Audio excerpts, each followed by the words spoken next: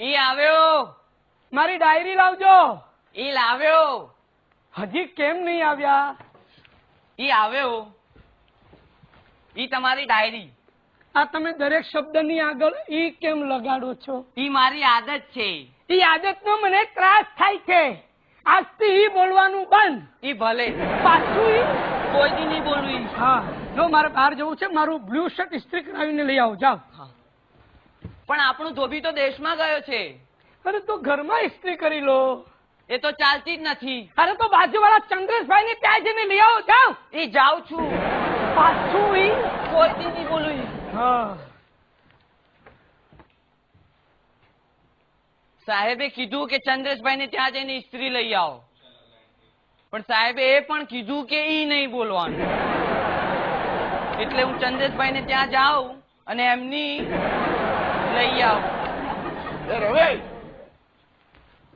અરે ચંદ્રેશભાઈ, હું તમારે ત્યાં જ આવતો હતો હમણાં. શું વાત છે મહારાજ? કશું કામ પડ્યું?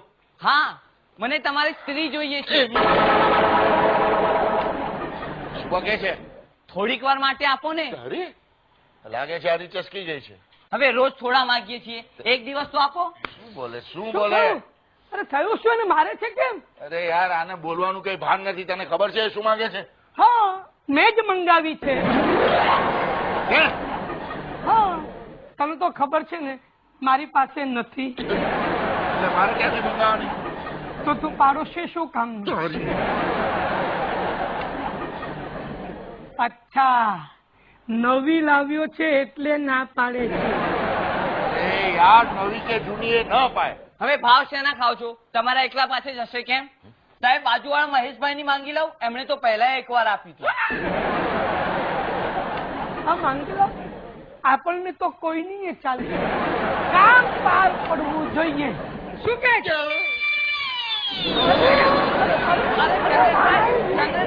ચંદ્રેશભાઈ.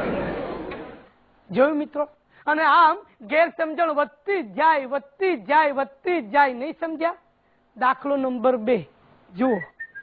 અરે શું વાત છે ચંદ્રેશ, આજે એકદમ મૂડમાં છે ને કે? હા, અરે દોસ્ત, માણસ નામ સવાર સવારના પત્નીના હાથનું ગરમા ગરમ જમવાનું ટેસ્ટી મળે ને એટલે મૂડમાં જ હોય. અને મારી વાઈફ ભાવના રસોઈ કરે એટલે હાય હાય હાય હાય હાય. સાચું કહું છું, ભાવના એટલે ભાવના. તું બેસ, હમણાં આવું છું. એ ભાઈ જલ્દી કર. હા. અરે મહારાજ, જમવાનું થયું કે નહીં? શું વાત છે મહારાજ? આજે કઈ મૂડલેસ છો? તબિયત નરમ છે ને હજી રસોઈ બનાવવાની બાકી છે. એમ વાત છે? તો ચાલો આજે તમને મારા ઘરે લઈ જાઉં જમવા. ના ના ના, તમે કહ્યું ને એમાં બધું આવી નો ગયું. નો નો નો નો નો નો નો ફોર્માલિટીઝ. જમવા તો તમારે મારે ત્યાં આવવું જ પડશે. હવે જમવાનું ક્યાં અગત્યનું છે? હું તો ભાવનાનો ભૂખ્યો છું. આપવી હોય ને તો તમારી ભાવના મને આપો. હરામખોર, તો હજી નહીં સુધરો? શું દરેક વખતે ના પાડો છો? અરે ભાવના તો વહેંચતા રહેવું જોઈએ. જેમ કે મને આપો, આ અમારા સાહેબને આપો. શું થયું? ત્યારે ને ત્યારે તને મારતો કેમ હોય છે? અરે યાર, આને હજી બોલવાનું કઈ ભાન નથી. મને કે છે તમારી ભાવના આપો, હું ભાવનાનો ભૂખ્યો છું. એમાં શું થયું? અમે સૌ ભાવનાના ભૂખ્યા છીએ. વાતે વાતે ગુસ્સે શેનો થાય છે? લાગે છે તારી ભાવના સારી નથી. મારી ભાવના સારી છે. હવે તો અમને આપવામાં તને વાંધો શું? બકા, ભાવનાને વેચવાથી તો સંબંધ વધે. નથી વધારવો મારે સંબંધ. અરે યાર, ભાવના માંગીએ છે એમાં ફડકે છે શાનો? આ તો ભડકું નહીં, હરામખોર. ભાવના મારી વાઈફ નું નામ છે. ભાવના એની વાઈફ નું નામ છે. ઓહ ચંદ્રેશભાઈ, હું તમારી ભાવનાને સમજી ન શકું. એટલે કે મારાથી બહુ મોટી ભૂલ થઈ ગઈ. મને માફ કરો, મને ક્ષમા આપો. મહારાજ, નહીં, તમારી વાત તો બિલકુલ નહીં માનું. જુઓ ચંદ્રેશભાઈ, તમારે મને ક્ષમા આપવી જ પડશે અને હું ક્ષમા લઈને જ રહીશ. મહારાજ, ક્ષમા ન માંગો. ક્ષમા એની બેન નું નામ છે.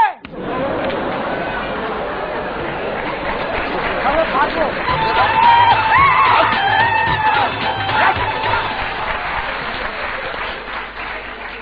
જોયું મિત્રો,